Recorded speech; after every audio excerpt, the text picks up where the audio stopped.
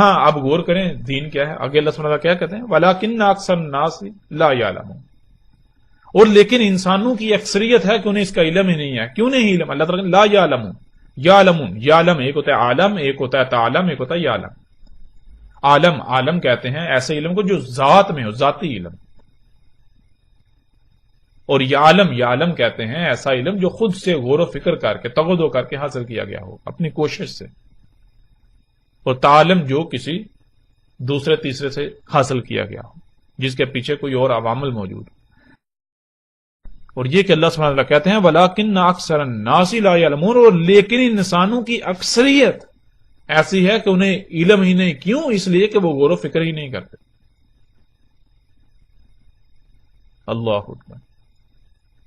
تو بہرحال یہ تھی فطرت، اور فطرت پر قائم ہونا ہی دین. اور اب آپ غور و فکر کریں کہ اور اپنے گریبان میں جھانکیں کہ آپ کیا کر رہے ہیں.